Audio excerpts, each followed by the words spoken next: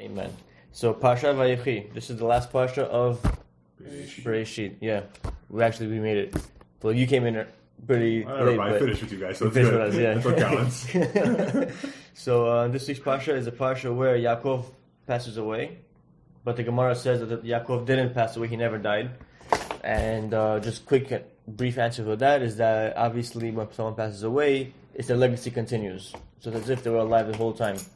So just like Yaakov had never died, that means his legacy, who are us today, never died as well. Okay, so that was that. And then this week's Parsha was also the main Parsha of when Yaakov finally blesses his kids, the 12 boys. Okay, and so before we get into that, real quickly, let me get to it. Before Yaakov dies, he asks Yosef. Of all brothers, he asks Yosef because Yosef has the power because he's king of Egypt at that point, right? So he asks Yosef to please swear to me that you're gonna bury me in Israel and not leave me in Egypt. A couple of reasons why. Remember? Do you know why not Egypt? I don't know, because it sucks. Huh?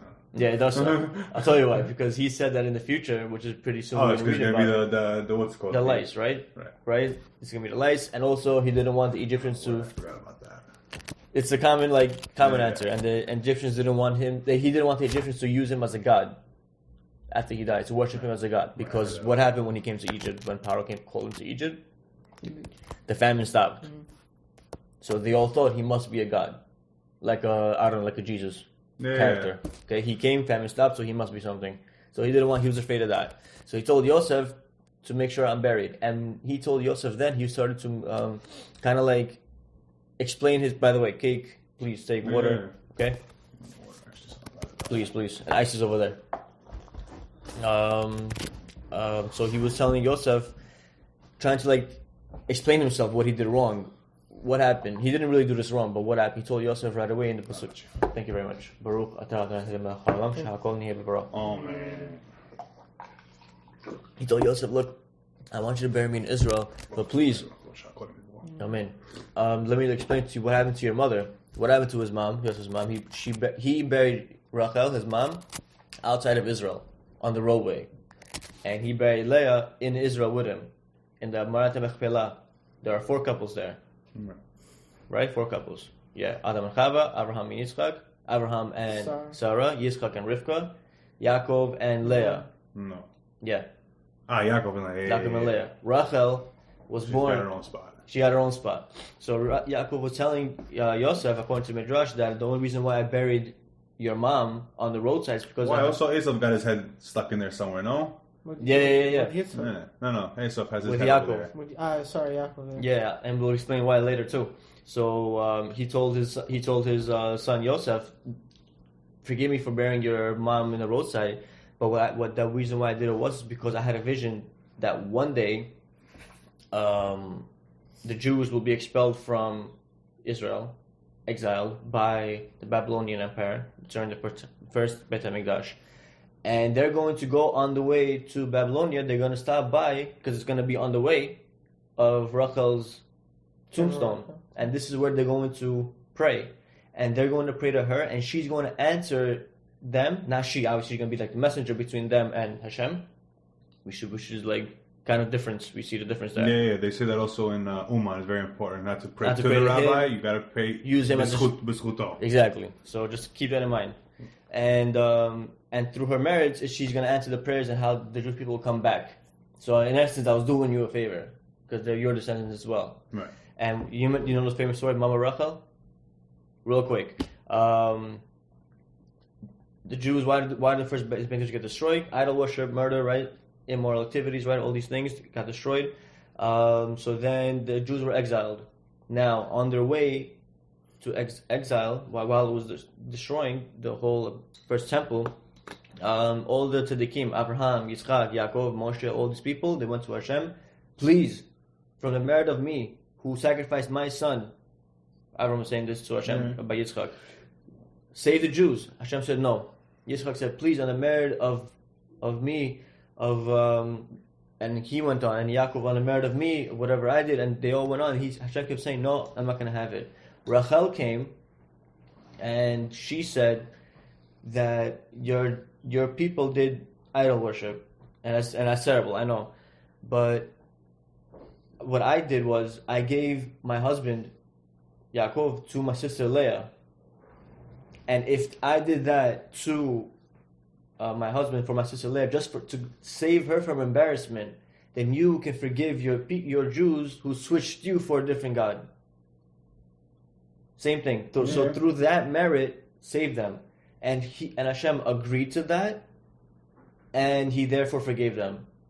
And that was that roadside when they prayed for on the way when they were going from Israel to Babylonia. They prayed. They stopped by there. So Yaakov was telling Yosef, one, that this is going to happen, and your mom needs to be there at that spot. So don't think I just buried her for no reason on the outside. She needed to be there. So despite the fact that I did that to your mom, please bury me in Israel. Don't put that against me. Right. Okay? Another reason why is that, and it says in the Torah that one of the mitzvahs in the Torah is do not marry two sisters at the same time. Okay? So mitzvah? Or like it's an avera to marry two sisters at the same time. So how does that explain Yaakov marrying Yaakov and Leah? And at the same time, he even told Esav, when he met Esav after 20 plus years of finally meeting Esav, he told Esav, don't mess with me. I lived with Lavan for the past 20 plus years, and he says in Hebrew, in Lavan Garti, I lived with Lavan. If you unscramble the words Garti, it spells Taryag, which is 613. So meaning I live with Lavan, and I did 613 mitzvot over there. Right, I still kept it down. I still held it down. So I have zchut, I have zchuyot, I have merit. But if he did 613 mitzvot, how do you explain Rachel and Leah? Different moms? No, same mom. That's a good one though. That's the only thing it took kind of like I have a avera, so it doesn't really count. Doesn't really count. But no, same mom, same dad. So how do you explain that? So there's a bunch of reasons that Chachamim gave how Yaakov was able to do it. Oh, maybe it was in between. There was somebody else, or maybe also. How many wives he had? He had a few, 4. right? Yeah, 4. Right. So maybe in between the sisters. Each one of the wives had a maidservant. So he slept with them too. Right, but he was still married to 2 of them. And he had kids from the maidservants also. Yeah, from 4 of them. Right. That's what I'm saying. There's no like buffer in between. If it's 2 sisters, he's married. Not in the same household. Not in the same household. But he's married. Separate houses though. Okay, look. A married B and A married C without divorcing A. Or divorcing C. Okay, so he married both of them at the same time. So they gave a bunch of answers. One of the answers is that because he wasn't in Israel, he therefore didn't have to perform all the mitzvot. But so when he gets into Israel, we're not supposed to perform it. No, not we. Him in specific, because the Torah wasn't given then. So that's why Yitzchak had to do all the mitzvot, because he never left Israel. Okay. And so Yaakov, because he wasn't in Israel, he didn't have to perform all the mitzvot. Okay? So then, on the way to Israel, Rachel had to die. Because when he gets into Israel, then he can't be married to 2 of them. All right. Okay? So... I see that. So, but why did Rachel have to die, not Leah? Never thought about that?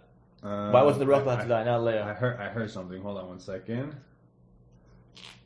Yeah, I don't think I'm going to remember it, but you heard it. I remember I heard something about it. All right, fine. That's close enough. Yeah. So do you know why? She did something. She did something. Sure. That's what I'm trying to think of what she did. So what happened was when they were leaving already Lavan's house,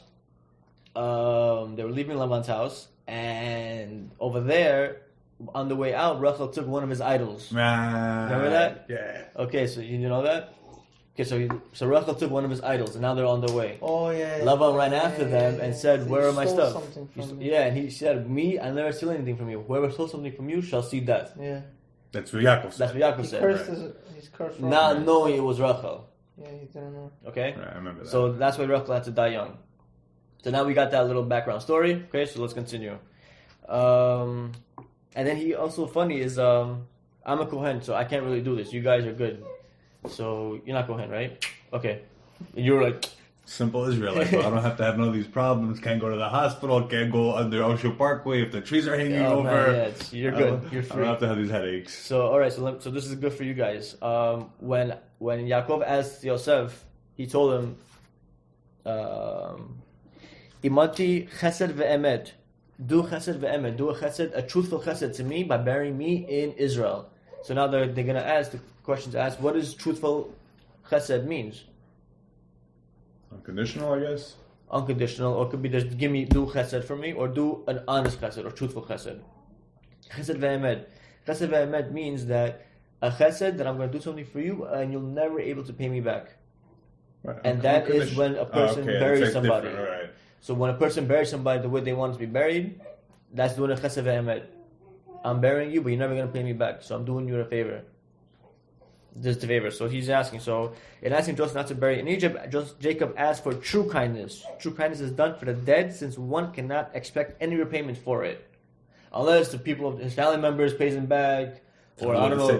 They don't live in 2019. There's wills and all that stuff. Wills, right? They don't have any of that. Or like I don't know, if people believe it so deeply that his spirits will come back and he'll guide him, whatever.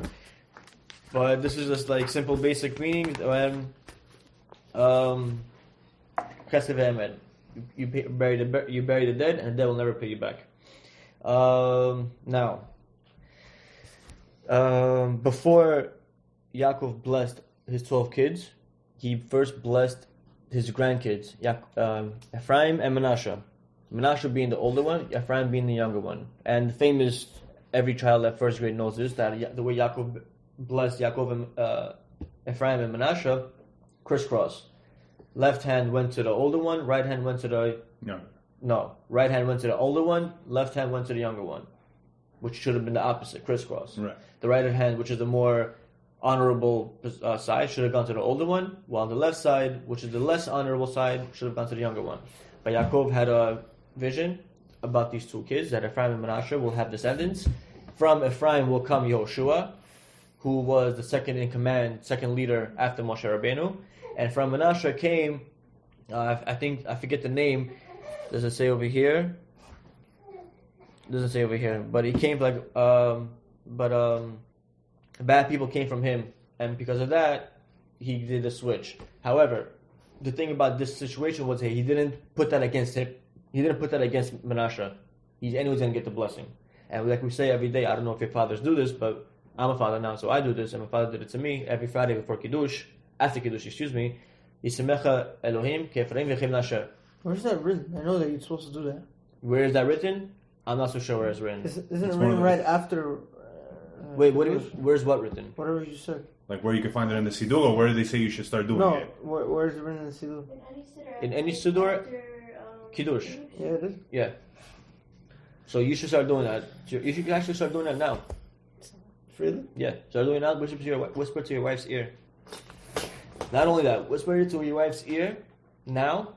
And when she's pregnant, you say it to the stomach. No. To your ear, only to the ear, because the baby listens to outside, the mom? through the ears. Yeah.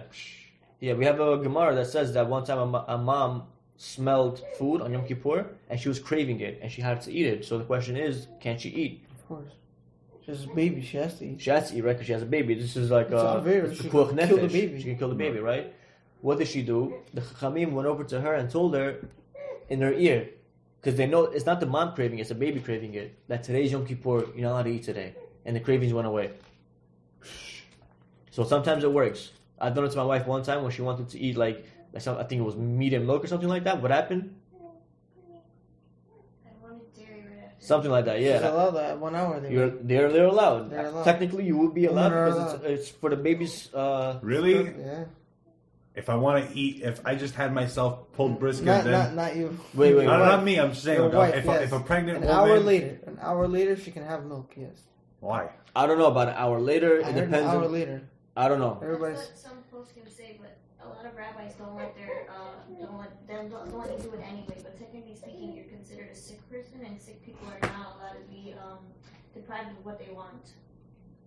So if you want to have dairy after meat, you can wait 1 hour. But it's not a physical. It's not gonna. It doesn't affect the person physically. It's more of a mental thing. No, it's a physical. It can physically affect the baby. Because the mental state that the mom is in is she's going to be aggravated that she doesn't get what she wants. She's going to be aggravated either which way. You'll see. Get married, she'll have cravings, and then you'll see exactly what I'm telling you is true. One day, B'ezrat Hashem, you're going to go over to your wife. We'll have peanut butters and pickles in the cupboard waiting Oh for her. yeah, you'll see. You'll see. Pickles is gonna be number one food. So you tell to the mom. So you, getting back to you, what you're going to do is go to your wife and tell to the baby, Yisamech, Yissachar. So Yisamech, Kisarak, Rivka, Racha, Veleah, and then Yivarecha Hashem V'yishmerecha, and you go on and so forth. So when the baby is born, the first thing you do when you hold the baby is you say that verse, the whole thing. That's what I did to Adar, and she stopped crying instantly, because they remember everything that happens. So sidetrack. Anyway, Yisamecha Elohim Kefrim V'chem Nashe. So the question is, how come of all the tzaddikim in the Torah, it's Ephraim and Menashe? So Ephraim and Menashe, we bless our sons to be like Ephraim and Menashe. What's so special about Ephraim and Menashe? Ephraim and Menashe, what we want for our kids also, definitely for my daughter and for your daughter also, you would definitely want this, that when they're going to be in this generation, going to school, into a world of craziness, you want them to come back sane. Right? So this is what happened to Ephraim and Menashe. They were tzaddikim, full-fledged, and they were born and raised in modern-day Vegas. Basically, Egypt was Vegas? Back then, yeah, Egypt was 10 times worse. One second, who's Ephraim and Menashe? They're Yosef's kids? Yosef's kids. Okay. Yosef, we don't even say that you should be like Yosef, who was sent to Egypt, because Yosef was at least born in Yaakov's house, learning with Yaakov. Right, he had a good foundation. So we give him that, and plus he was a spitting image of Yaakov, in terms of looks and like his characteristics. They both went through more or less the same thing. Brothers hated him, brother jealous of him, father loved him more. He was sent away from his father more. They were both the same thing, more or less. However, Ephraim and Menashe were not only born in Egypt, but they were raised in Egypt. Right. Okay, so we want our kids to be like them. That no matter what your surroundings are, you're still going to be like tzaddikim. Sane people. Especially in today's generation where we're so afraid that our kids are going to go out to the world. Just come back home. That's it. Yeah, it's true. It makes a lot of sense. No, because I was saying our especially our generation, we're super impressionable. Our generation. But imagine her in 15, 16 years when she's going out. Right. What's going to happen in 15, 16 years from now? It's true. So, there you have it.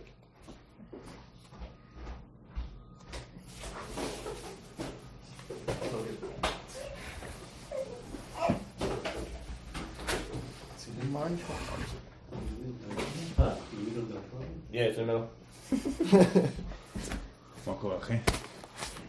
So in 15 or 16 years from now, like I said, what's going to happen to my daughter amongst all her friends, amongst the warped generation? I don't know what's going to look like already back then. She's going to be the leader of the group, and she's going to be calling the shots. Oh, man. So that's why we bless our kids like Ephraim and Menashe. We want our kids to be like them. Okay? So moving on. Okay, I already said this. Moving on to... Alright. So now he blesses those two kids, and he blesses them something so funny. He says that may they be like fish, becoming within the land. What's so special about fish? You know? Why can't we eat fish with blood? Like, you don't have to shecht it or whatever. Always wants to know. Why can't what? Like, why are we allowed to eat fish with its blood? With its blood inside. Have blood. It has only blood inside the what do they call it again? Basically, the kishkes. The kishkes. I'm not really so sure why. Yeah, once the gizzards, but I don't know what they call it. Basically, the inner lining, the guts of it. Once you take that out, the meat is clean. If you take a fish out of water, you bite straight through the skin. It's gonna be straight meat. It's no blood in there. What you're not allowed to do is open up the fish and pour it into a cup and drink the blood. That you're not allowed to do. I don't know who would want to do that, but I don't know either. Same people who drink pickle juice. Nah, bro. don't even get that twisted. I'm drinking some pickle juice. I would never drink no fish gut juice. That doesn't sound too appetizing. So anyway, so he says about the fish, you should be like fish. Why fish? Because there's no ayin hara on fish.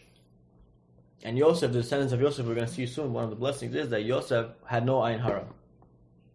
And his kids, and his descendants. Today, we're all mixed up. Well, I'm not. I'm a Krohn, so I know I come from the tribe of Levi. But the Yisraelim are kind of like mixed up between the Shevets of Yehuda, Benjamin, Dan, Asher, you guys do not know exactly where your tribe is from. People, however, do make speculation. Like I came across an Indian Jew, and he was telling me that his tribe, they have a tradition that they're coming from the tribe of Ephraim. I met an African Jew. He told me that he didn't have a tradition. His community has a tradition that they come from the tribe of Dan. So it could be. I read a book also the other day by Matidyahu Glajerson. Do you know who he is? Basically explaining how the Jews of Uzbekistan and Bukhara are from the tribe of Naphtali. Naphtali. All right, so Naphtali. Naphtali is what we're going to see soon. One second, so how is that possible? How do you know you're from Levi, from Bukharian, bro? Because I'm a Kohen. Maybe somewhere along the lines. I hope not, but maybe. Who knows? That's why Truma Meiser really is not so applicable today. Because you guys... It's not applicable because there's no Bet HaMikdash? No, it's not applicable because we don't know who's the real Kohen. Who's a true Kohen. Because there's no Bet HaMikdash. And also because we're not pure. The red heifer is what makes the Kohen pure. So how makes everybody else pure too, huh? Makes everybody else pure also, yeah. But one second, I don't get something right now. If you're telling me that right now it's a question mark on all the Kohanim, what's going to happen when the Bet HaMikdash is going to come? On everybody. You could be a Kohen and you don't even know. No, your family could be a Kohen and you don't even know it. My family could not be a Kohen and we don't even know it. Yeah, the difference is that... Right, I'm saying, but how are we going to know? I'm like, Mashiach is going to come and tell you, you belong there, you belong there. We'll reveal it. Yeah, exactly. It's going to reveal. But what we do have is a tradition. Like Baturov family, everybody knows Baturovs are Kohanim. So according to that tradition is how we believe that you guys are Kohanim. And we assume that nobody has the guts to make up at the fact that I'm a Kohen, so I want that kind of honor. You'll be surprised. I'll tell you why it's difficult to do it. Because this guy has siblings. Everybody knows their parents, their grandparents, everybody. So it's very difficult to fake a Kohen. Their grandparents know their grandparents. Their grandparents know their grandparents. Like the whole family. My man, you live in Israel. I come to America. I go to Kansas. But this is not what I'm talking about. I'm talking about back then. They're saying they know back then. They're saying they know your whole family. Right now, nobody's gonna do it. All right, okay, that's what we're talking about right now. Right now is the easiest time to do it, if anything. Right now, yeah, but I'm saying back then, where the traditions came from. If you're a weirdo, you would want to do it. Yeah, no problem. If you go to Kansas with someone like you just said, if I go to Texas right now, the huge Jewish community there, I go, Kabuta Kohen, I can't really do it that great, but I'm out of practice. But if they do research on you, they find out you're from New York. Okay, let me hit up one Edgarov that's in New York. There's no Edgarov, my friend. Just Edgar. Edgar, whatever. Let me hit up one Edgar that's in New York. Not hard. No long distance calls like they used to be. And they find out, no, I'm not a Kohen. Edgars aren't Kohens. And that's it, you're cheremed. What's cheremed? Excommunicated. Really? Yeah. We can't do business with you. You can't do business with us. You get excommunicated? Did you jump to Florida? You try your luck there. It's a big deal. It's a very big deal. Being excommunicated by the Beit Din is a big deal. Wow. So this is one of the reasons why you could. So nobody really has the guts to do that. So we just have hopefully by tradition. Somebody actually told me the other day, being in modern technology is a big thing right now, right? So they think that every Kohen shares a certain gene amongst each other. And I met a guy in Shul. He did that to himself, and he found out that he, in fact, does carry that gene, making him a Kohen. And he didn't know that before? No, he knew that. He knew it. He was just confirming. Okay. So now people tell me, maybe I should go do that too. I told myself, I'm not going to do that, because if, chas v'shalom, I find out that I'm not a Kohen, I have the responsibility now to tell the rest of my family. And I don't want to be that guy. Why? But technically, it would be... You're doing a service, so to speak, for your family. Okay, but you have to understand also what Kohen means. 100%. I'm not. No. Listen to what Kohen means. As a person, you lose status, you lose honor, and you also inherit shame. Because everybody thinks your family was a liar. Yeah, everybody thinks your family was a liar, or everybody thinks that you did something wrong that you cannot be a Kohen anymore. That means. For 10 years, you've been going up to the Torah and doing blessing to everybody. Right, that's what I'm saying. So if you right now you're on you don't know if it's a yes or a no. You don't know if you're doing something right. You don't know if you're doing something wrong. So you could technically go find out, and then when you have to go up to the Torah, you won't say it. You won't say it out loud. You kabuta like you're doing it, just so you could save yourself the shame. Because obviously we don't want anybody to get embarrassed.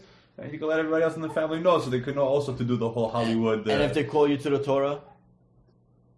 Aya Kohen? Nah, please, You can't. You're not allowed to do that. If it's somebody else? A person is not allowed to... What if the only Kohen in the No, if you're the only Kohen, then you got a problem. Then you keep your mouth shut if somebody asks you if you're Kohen. What I was about to say was that's a good point. Yeah, that's what I'm saying.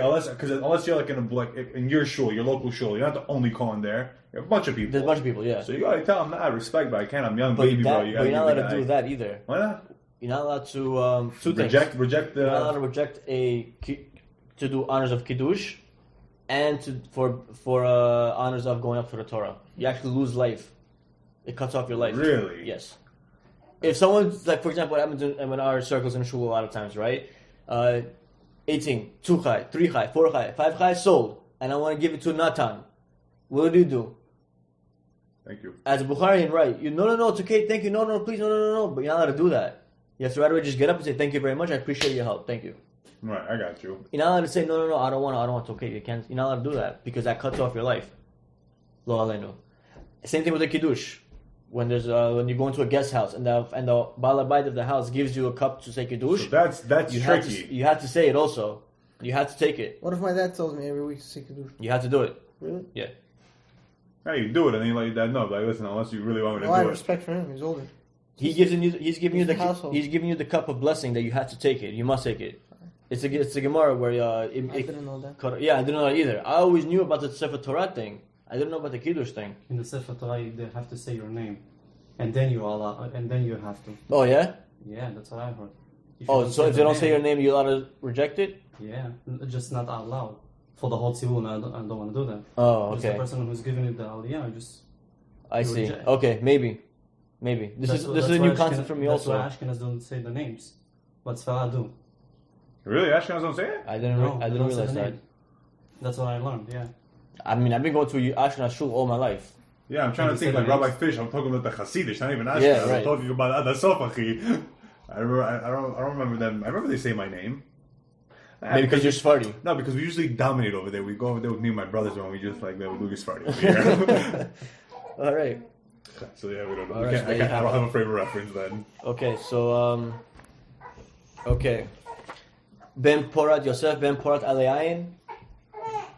You ever heard of that? I heard that. Right, so that's where it comes from. Because Yosef and Ein Hara, they don't mix together. So any Jew that comes from the line of Yosef, the Ein Hara does not affect him. How do we find out? When Mashiach comes. Get the gene. There's actually ways to research how exactly you can find out. Yeah.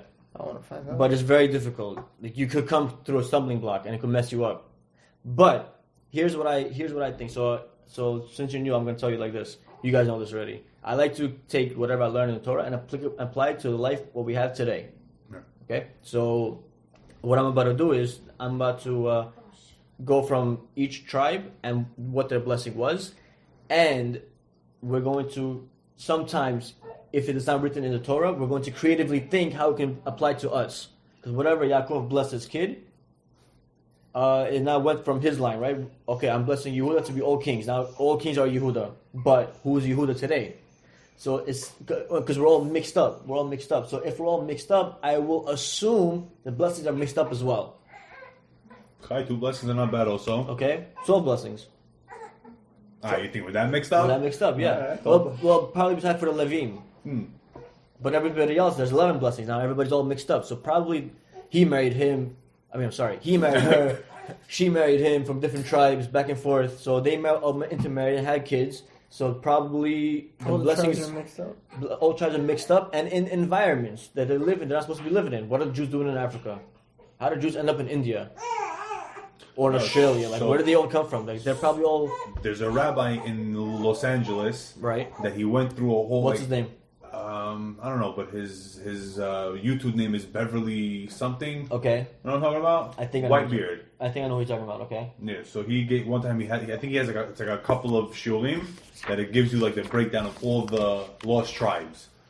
Okay. There's a lot of those. There's a lot of the ones in Africa that they I don't know. I heard maybe I don't know exactly what it was. I don't remember. It was a while ago that I watched this show, but look into it. Maybe it has some.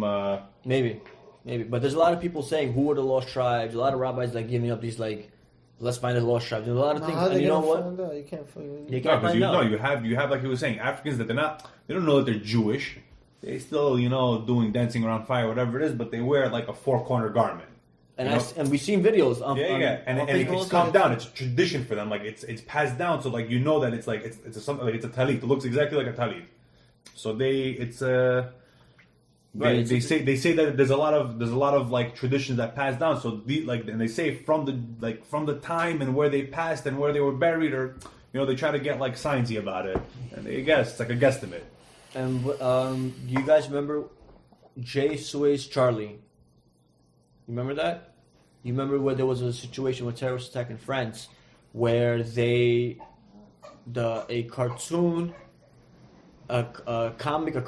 like media was like drawing some sort of Muhammad cartoon, and they therefore shot up the whole media place and they killed Charlie. And it's a whole thing. J. Suez Charlie. Really? Yeah, it was a whole thing like years ago. And a bunch of emotional old babies, huh? And yeah, it was they were making a huge mockery of Muhammad. Of Muhammad, okay. They just drew a picture of Muhammad in cartoon, and Muslims got offended, and they shot up the whole place. And because of that terrorist attack, a lot of Jews from France migrated to Jerusalem. A lot of Jews from France migrated to Jerusalem. Now there's not that many Jews left in France. None, barely. They all went to Israel. Mm-hmm. That's one. Number two, in India right now, according to what my friend told me, he said that he lives in India. He's an Indian Jew. They opened the gates from India to go to Jerusalem, to Israel. So now a lot of Indians who can afford it are going to Israel. And I think also not the German colony, but there's one more. Ethiopia. Oh, Ethiopia. Not always. It was just recent. So many Ethiopian Jews in Israel. Nah, it's not legal. They're not legal there. They are, but it's very like a lot of funny. Do you know where all that came from? There's a movie that came out on Netflix about the Ethiopian migration. The Red Sea Hotel. There's something like that. Yeah. So that really, Red Sea Diving Hotel. Exactly. Yeah. They made a hotel. Whatever. Like the whole a sick movie, bro. Yeah, it's good. It was a sick movie. So basically, how long ago did it happen? Not so long ago. No, it was in the 80s, maybe. Pretty recent. So we see it from here, like this little by little, lost tribes of Israel is returning back home, and why? There you go. I was actually learning just today that we have a mitzvah called Yovel. What is that? Yovel is first there's Shemitah. You know what Shemitah is, right? Shemitah is 7-year cycle. Yeah. 7th year, we're not allowed to work our fields. They want to do the shas like this. Huh? Rabbi Yehoshua did the shas of 3 times, right? So he wants to do like 7 years. 7 pamim shas to the whole 50 years. That's what it is? Oh, wow. He wants to do that. Wow. That's a big project. But they read the whole shas already. Shas is 7.5. Exactly. Yeah, you want to do a 7? 15.5 years, something like that. They want to do a Yovel of shas. Yovel of shas? So Yovel is supposed to come up in 2050. Yovel, we had the recent... So, okay, let me just finish what Yovel means. Basically, so there's 7 years, then 7th year is Shemitah. That year, you're not allowed to work your fields. Slaves are free, and that's it. You don't work anymore. You're free to work your own field. And you hope to Hashem that He gives you enough to feed yourself. For the next upcoming year. You can't sell, you can't... I don't know what the rules exactly are. You can't sell. But it's only applicable in Israel. So now, there's 7 of those cycles. The next 7 Shemitahs comes 49th year of Shemitah, and the year after that is called Yovel. So there's now Shemitah year, and then next year is Yovel. So there's 2 years, no work, slaves go free, whatever you bought property goes back to the original owner, and I was learning that today. But Shemitah is applicable, Yovel is not applicable to today. Why isn't Yovel applicable today? Is because until we get the majority of all the tribes of Israel in Israel, is when we can do Yovel. Really? Yes. How do we know all the tribes are going to be in Israel? We see. There's a big migration going to Israel. Everybody's going to Israel. Slowly by slowly, colonies are going back to Israel. We got to go too. We're next, right? Yeah. And someone sent me a picture today that it says in the Tosfos of... I saw it too. I'll tell you right now. Iran and America? Iran and America, yeah. Is that legit? It's legit? It's a Tosfos. Has to be legit, right? What's a Tosfos? Tosfos is one of the famous commentaries that we have. I don't understand what it meant, but okay. I'll tell you right now. Looking for... I have that. I'll pull it out. Well, what does that mean? It's on Rabbi Kill's chat if you're in it. I'm not in it, no. Here, I got it. I pulled it up. Oh, yeah, okay. Second side of the first page of Gemara Avodah Zarah. Tosfos says, before the coming of Mashiach, Persia/Iran, because Persia is like Iran, will be wiped out by Edom, which is America. So right now is going on the World War III, as we see it, right? And he sent another one that says, written in the prophets that Persia, which is Iran, will initiate the final great war of Gog and Magog. Trump says that he has selected 52 targets in Iran. That was crazy. Right? And the gematria of 52 is Magog, not Gog, Magog. So, and like, I've been seeing these things like happen, like, you're in the middle? No, I saw it. I was reading it with you. I'm just... Okay, so I've been seeing these things happen like since already Obama became president. Yeah. It was first time. All these great things. Every, 10 letters, Vav, Bet, Vav, Mem, Hey, let's spell out Obama. Like, things are nice, Who would have thought Trump would be the guy to pull the trigger on Mashiach? Everybody knew that. Everybody knew that because what happened when Trump became president? He started making noise. Mashiach ben David was gematria of Donald Trump. Yeah. Really? Yes. What else? What was the other one? Amalekia is in gematria of Hillary Clinton. What does that mean? Amalek is like the people that... I understand. Yeah. But what does that have to do with... I don't know. We see these things that happen all the time. I don't know. What does this have to do with it? Like, thank God she was the president, Karochi. Right? Yeah. She won't even run anymore. Who knows? Look, I'm just saying these things are just nice thoughts. It's interesting. It's interesting. It's like, but don't rely on these things that Mashiach is going to come, We have to have... They usually say Mashiach... They say Mashiach ben David is the one that's going to come with the heart, and Ben Yosef is the one that comes nice, right? Ben Yosef is the one who's going to... Ben Yosef is gonna prepare Ben David to come. Ah, yeah? Yeah. Ben Yosef is gonna make the preparation for Ben David to come. So he's Ben Yosef. No, he's not. He's Ben David. What I heard is that Moshe Ben Yosef. Like, if you guys really interested in this topic, it's a big topic. I suggest for you to listen to Rabbi Yehoshua Zitron, and he goes from A to Z on his Mashiach series in Torah Anytime. Rabbi Yehoshua Zitron. Okay? So, everything you need to know about Mashiach is in his lectures. Everything, from A to Z. So, except for the date. Except for the date. Nobody knows the date. And in this Parsha was when Yaakov gave the date when Mashiach is going to come. Really? Yeah, it was this Parsha. He didn't give it because he was about to give it, but the divine spirit of Hashem left him, so he kind of like forgot it. No. Because it wasn't time. Because if, let's say he tells his kids, and we're going to go back to the Parsha, let's say he tells his kids, Mashiach is coming in the year... January 10th, 2020. Right, January 2020. And they're all the way back there. What are they going to think first? Two things. One, could do whatever we want. We can chill now and repent later. Yeah. Two, why are we even Jewish to begin with? With our lifelong destiny is for Mashiach to come, but he's coming in 2,000-3,000 years from now. Right? So we'll chill. Or they're going to say that, no, we're not going to chill. We're going to keep learning until Mashiach comes. But who knows what's going to happen down the line. From then until Mashiach. And also it would have... kind of take away our free will. Right. You were about to say that? Yeah. It kind of will take away our free will. Yeah. I'm always like thinking to myself, like I'm so stuck in my life where I just want to do the right thing. And sometimes I even tell myself, like, if I just, like, God forbid, obviously, died, went up to heaven, saw whatever happened, came back down, and remembered it. I would babble all day. I will not do anything that's not against the Torah. I'll be total tzaddik. And just like Hashem wants it to me. Then it hits me again, like, wait, then what's the point? Then it just makes me a robot. Right. You know what I mean? So you have to your own free will. You gotta do yourself. You gotta do yourself, exactly. All right, so let's do the 12 tribes, and remember, whatever blessing I'm about to say about these tribes, let's try to apply it to what can happen to us, and maybe a little piece of that instill in us. To me, it's kind of hard to do it because I'm a Kohen, but for you guys are not Kohanim, so the blessings may be spread around in your circles. Okay, let's go. So Reuven was the first child that Yaakov ever had. Specifically, Yaakov ever had. That means the first drop that came out of his body was Reuven. So Reuven, what happened to him? He was his firstborn.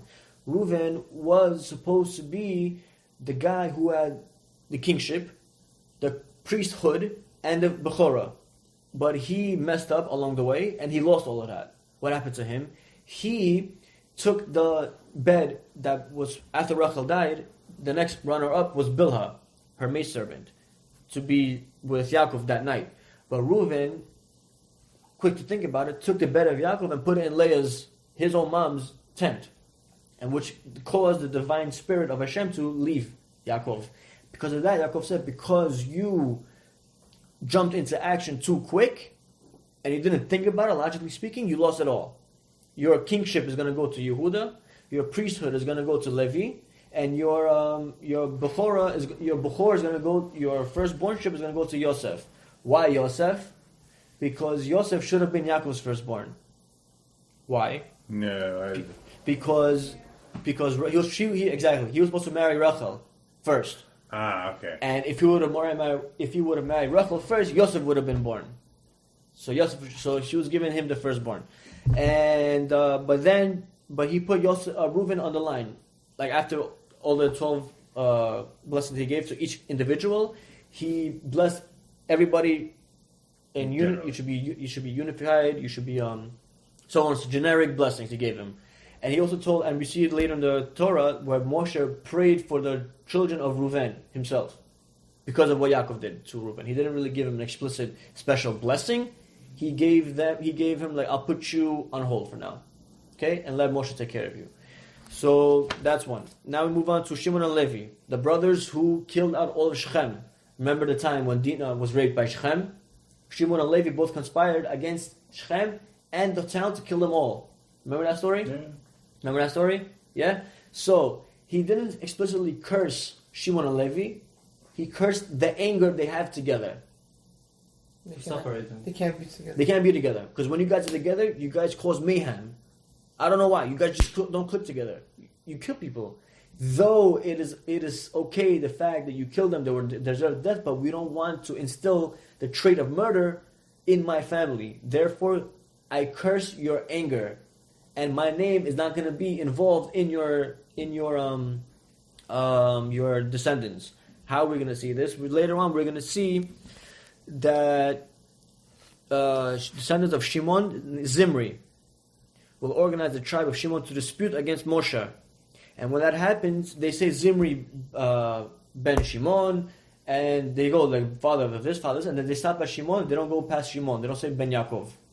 He doesn't want his name to be involved in that plot against Moshe. And also, we see over here that when Levi, Korach, remember Korach? So I was talking about just now, Zimri and Pinchas over there. When the ladies came, they started doing sins with the men, and with Zimri, and you guys know this, what I'm talking about, the story? Right? Okay, so Yaakov's name was now mentioned over there. Same with Korach. Korach, who was going against Moshe with his men, who the earth swallowed him up, right? Right. So again, it was saying Korach, Ben this, Ben this, Ben this, Ben Levi, and that's it. It didn't go past Levi. It didn't say Ben Yaakov. So that's when Yaakov was saying, I don't want my name to be involved in your plots, in your ideas, and what you're planning on doing. Moving on. So let me see if I finish this one. He blessed Levi with the truma will be for you. You guys will be separated. You guys will be throughout the land. You won't have any land. Your land will be given from the people. Will be given to you. They'll give you maser, challah, so on and so forth. Okay. And what does it say about Shimon here? That's you. Okay. Okay. Moving on. Doesn't say anything about Shimon here. Oh, Judah. Judah became the king. He was like a lion. Why was Judah like a lion? What was the two character traits that made Judah great? Very strong. Why? I don't know. I just remember that. But why? Everybody was very strong. No, but he was like, in particular, like... he was like... Yeah, no, he was shafshik. Yeah, when he went to Yosef, he was yelling and the thing started to shake. Right, yeah, right. He had like that kind of like... Exactly. He had that kind of power, but why him?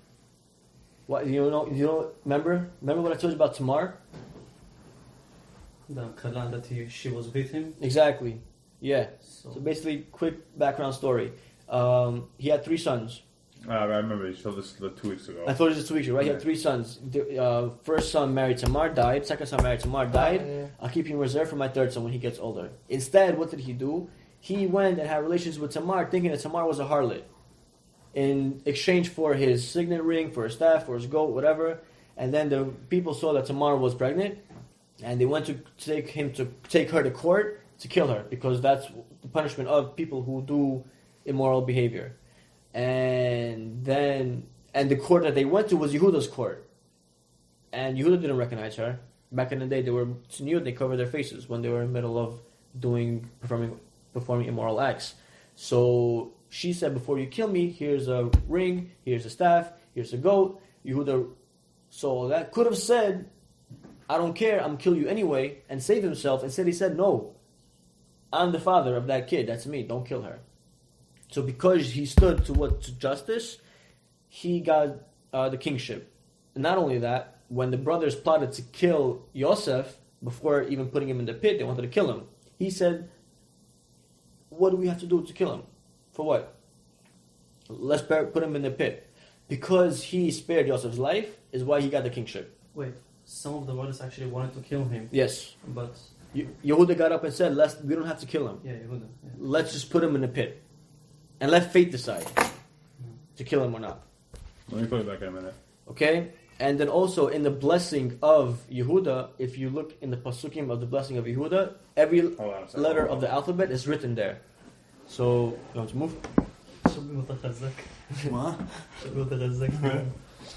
So every letter of the alphabet is written in the blessings of Yehuda, except for the letter Zayin. And it says over here that Zayin means weapon.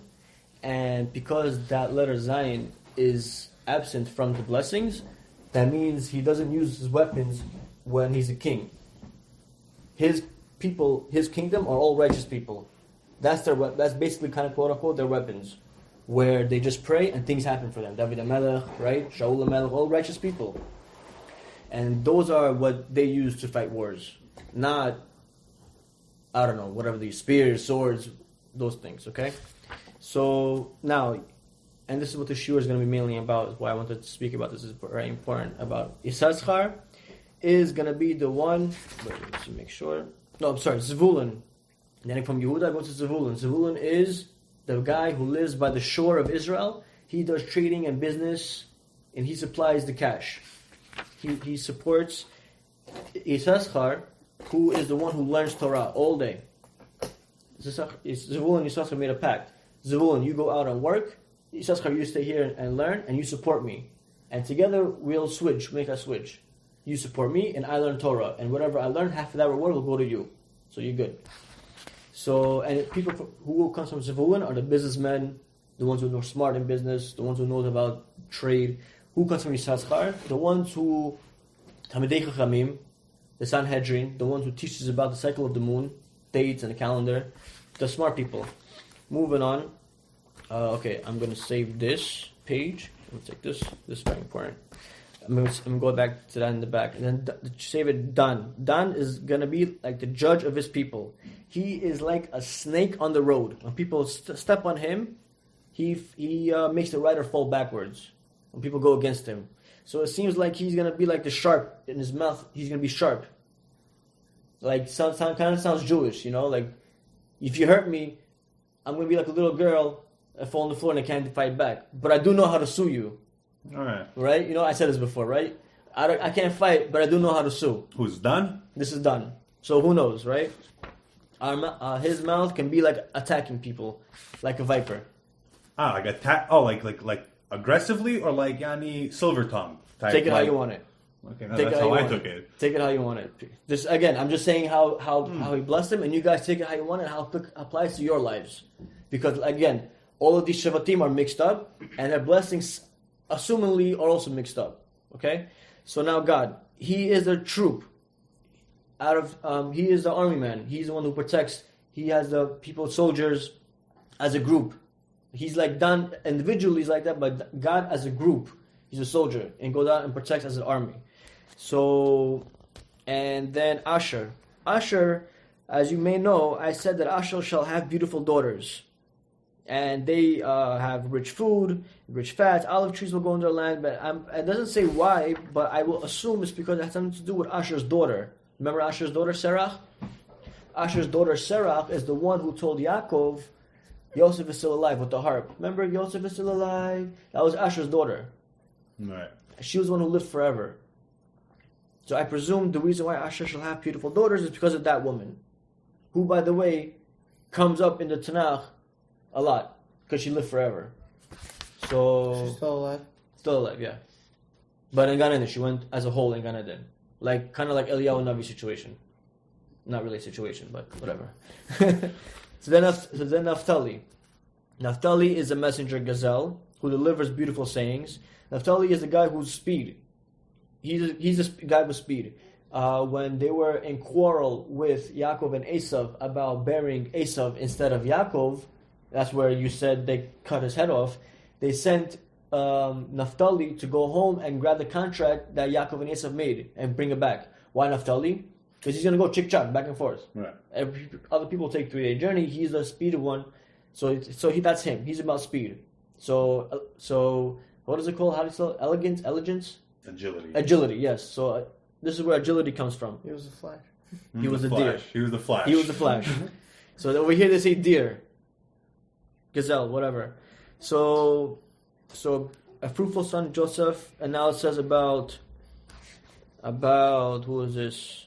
About Yosef, not having evil eye, not having ayin hara, and the Tosfos, and I forget which Gemara, but Tosfos says that people die of ayin hara. 99% of people die of ayin hara, and Yosef and his children don't die of ayin hara. Right? Because Yosef did 2 things great in his life. What's the first thing that Yosef did great in his life?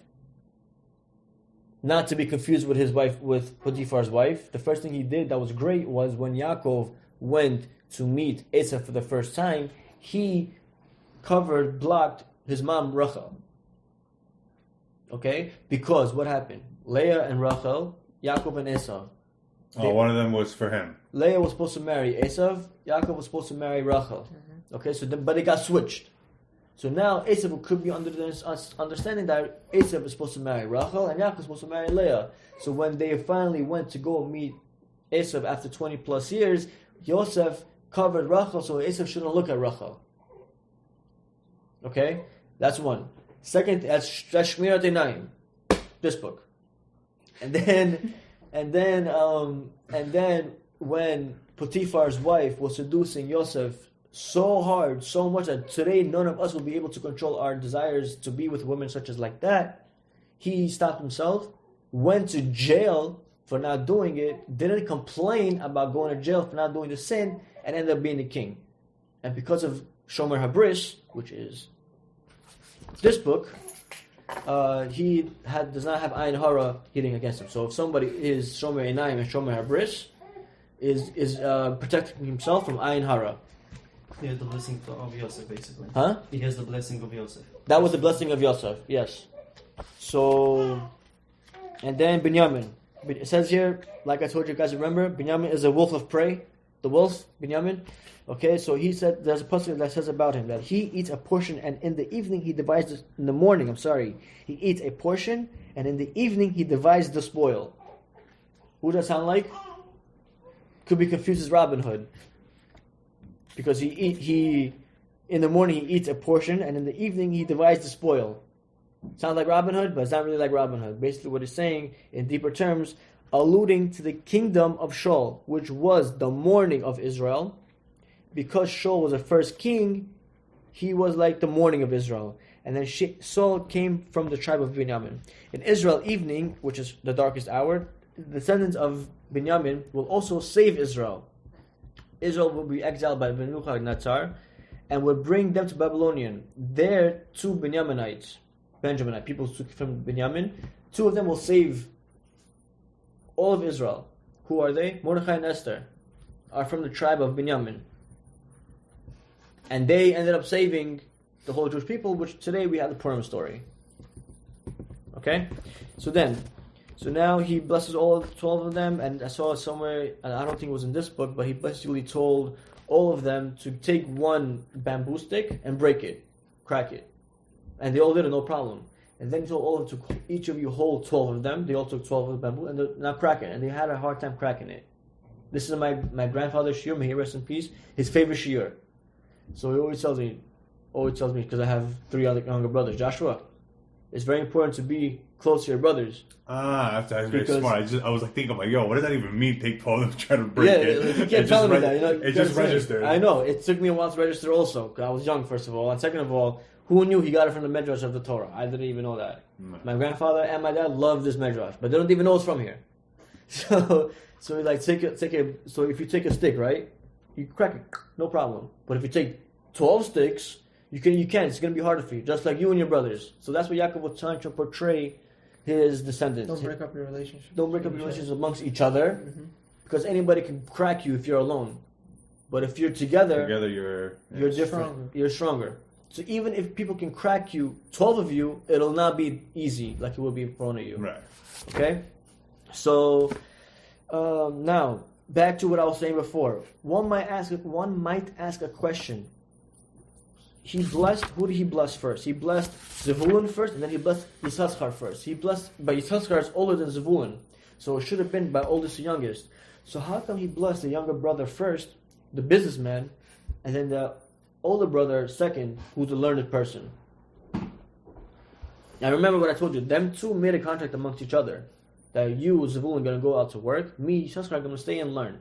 And you support me, and I'm going to support you through my Torah learning. When we get up there, you'll take half. Basically to encourage people to support Torah learning. Torah learning, exactly. Couldn't get as obvious as that. It's very important. I have a question to ask you. You guys have the homework to do and give me the answer back. Because I didn't really search for the answer because I just wanted to see what you guys had to say. So, what Nathan said. It's important for a person to help a person who's learning Torah all day, right? Okay, so now let's take a step back and think about it. Let's say me and you. Can I use this for an example? Yeah. You have no choice. Go for it. Me and you, right? I'm learning Torah, currently learning Torah, and you're currently making money. I cannot go over to you and make this deal to support me learning Torah, and I'll give you half of what I learned. Why not? Because I'm already learning Torah. I've been surviving up until now. If I was a person who just started learning Torah, then I could make that deal with you. Right, but if you could have... If you and I are 15 years old, No. you didn't start working, I didn't start learning. Okay? Now, I want to start learning Torah, and you want to start working. And before I start doing that, before I start learning, and before we start working, we make this deal, then this deal will work.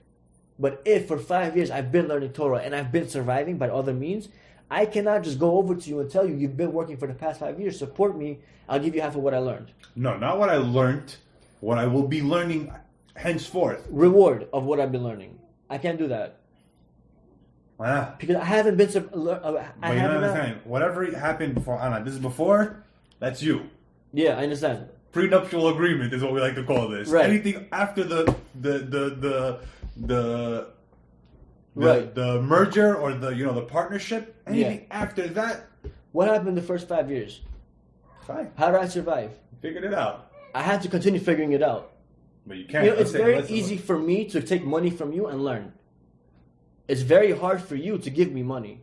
Right, so even more so. You've been making money for the past 5 years, so it's not as hard for you. While if you're 15, you didn't even see the money first, and then you're going to go ahead and say, I'm going to give you the money.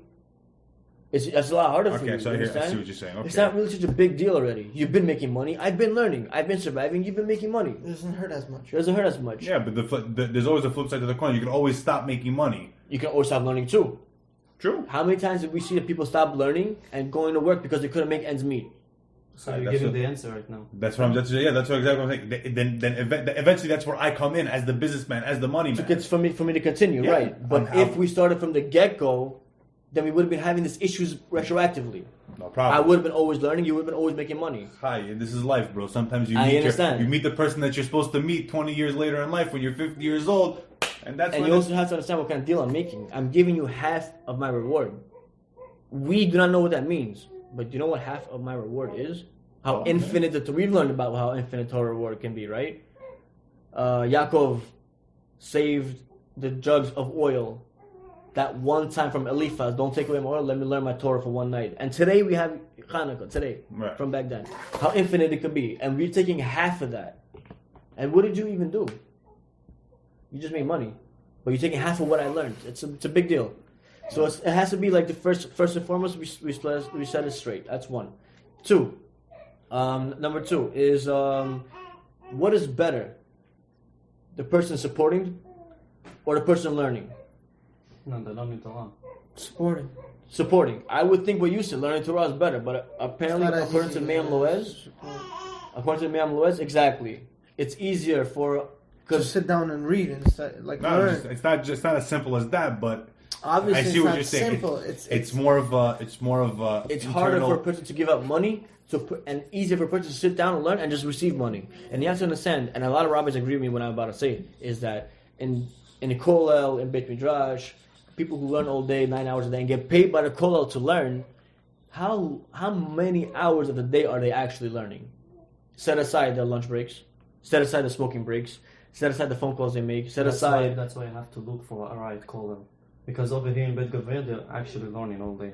100%, I'm sure. Yeah, it's not every kollel that they're making the phone Yeah, calls. but you know what I'm talking about. There are kollels out there, people, avrechim, who are learning in kollel. Half of the day is really kind of like phone calls, stam. You know, what's the big deal? They're getting paid. The wives are supporting the family. Kollel is supporting them. They don't care.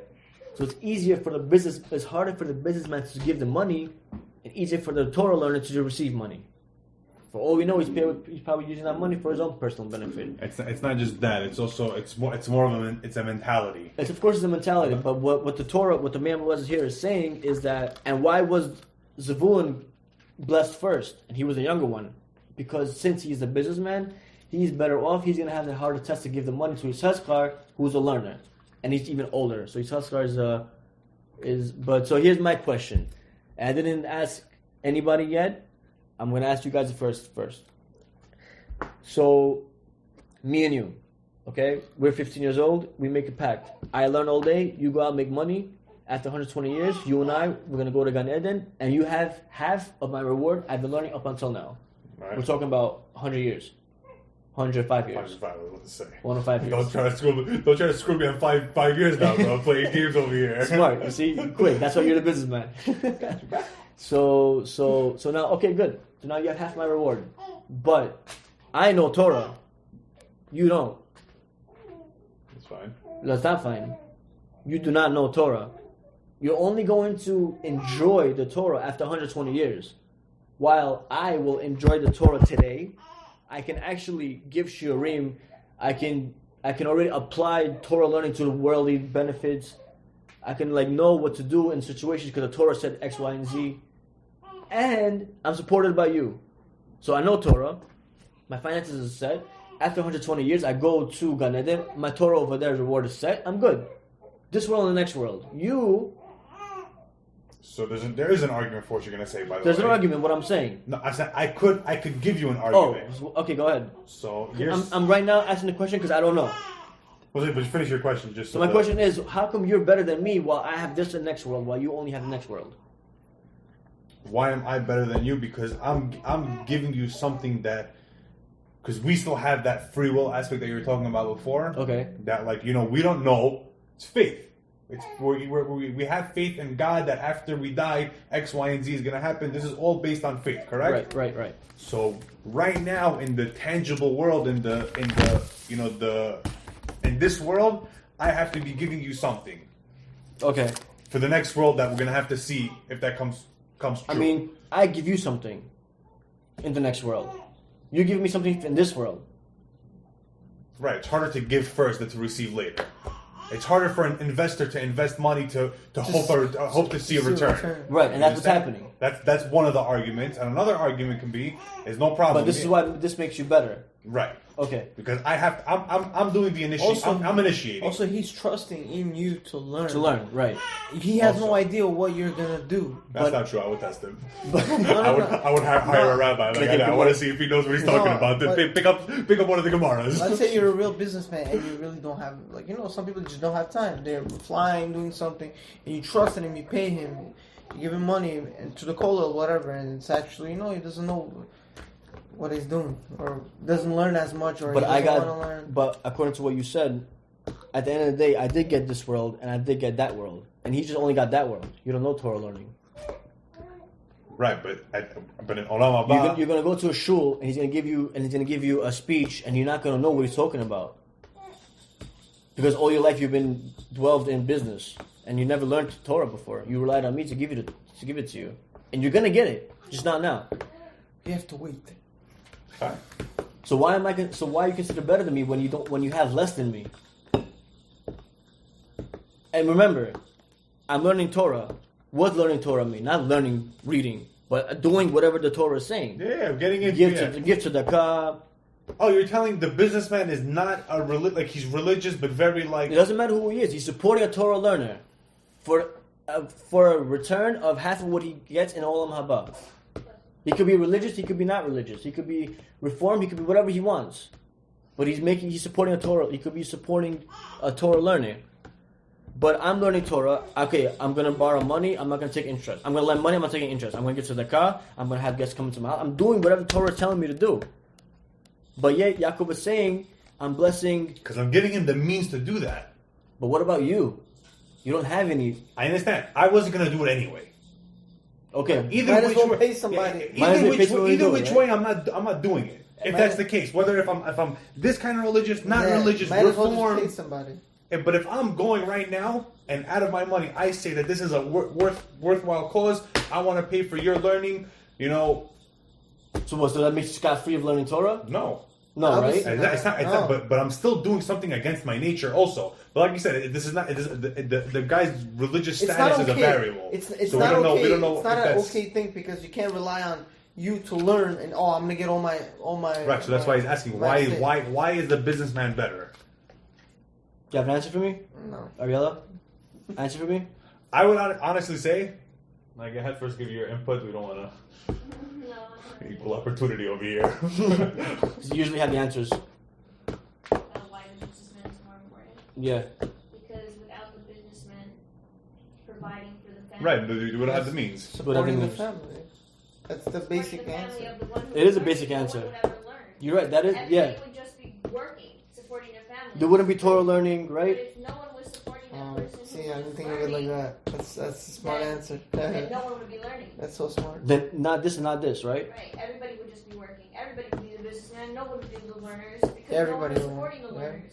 So how are the learners supposed to learn Without the businessman? Yep. Look at that. 4 men and only 1 woman answer. Oh, daddy got money? What do you mean? The dad could have money. Yeah, but how long can you live on your parents? Listen, if Papa owns a nice amount of real estate, that's what we like to call residual income. What? But you're not Papa's only child. Hi, it's a really big business. So that is actually a very good basic answer. I like that answer. But if you guys and I myself are going to find out more answers, let me know. I'm interested to know. But that's a good answer. For now, we're going to stick with that answer. That is a good answer. For now. Alright, so that concludes that Parshat. Let's do the Zar Shimshon real quick. We'll be on our way. And do kindness and truth with me. Please do not bury me in Mitzrayim. Right? We're going back to what I said in the beginning. Do true kindness with me. Kindness done for those who have passed away is chesed shel emet. A true chesed. Because there's no way for the deceased to return a favor to the person who buried him. Right? So says Rashi, quoting Chazal, Rashi himself writes that in addition to what you will share with your brothers, I have given you the land of Shechem, to Yosef. So, because of the trouble that you're going to involving my burial, I'm going to reward you with an extra portion called Shechem. So now, how is this Chesed Shel Emet if Yaakov is rewarding Yosef for the troubles he's going through burying Yosef? You understand the question? No. Again, Chesed Shel Emet, Chesed true emes, is when someone buries a dead, not getting paid back, right? So Yaakov is telling Yosef to do this Chesed of Emet and bury me. And in reward, because of the troubles that you go through, if you bury me, I'm giving you Shechem, a double portion of a certain land called Shechem. Okay. So now the question is, how is this Chesed of Emet if he's getting a portion of Shechem? Because of the troubles he's going through to bury him.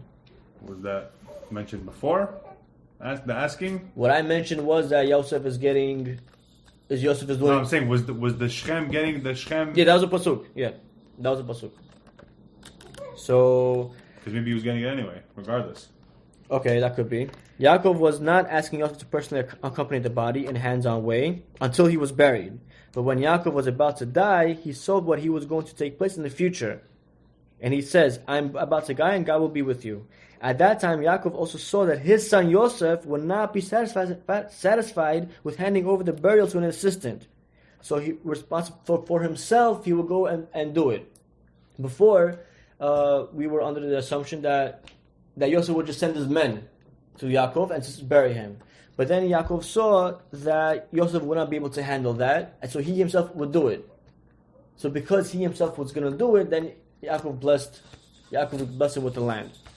So I don't want to get off tangent, but I'm just going back to what you mentioned. Why Yaakov wanted to leave, like why he wanted to be buried in Israel, because he didn't want either the Egyptians to pray for him, to pray to him as if he's a god, and for the lice, right? Right. So if I just had like a whole thought process. Give me 1 second.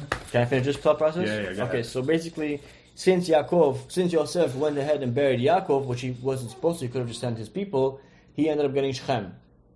Furthermore, because Yosef buried Yaakov, Moshe went and took the bones of Yosef to Israel as a Mida Keneged Midan. That was their Shimshon. What else do you want to say?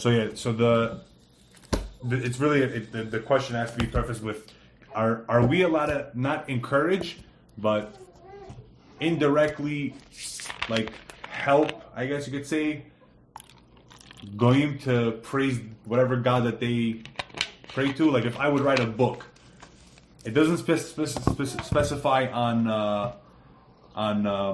nationality. No, on a specific religion. It just says God. Am I allowed to sell this to Christians and to Muslims? Because they don't know what God you're talking about. Right.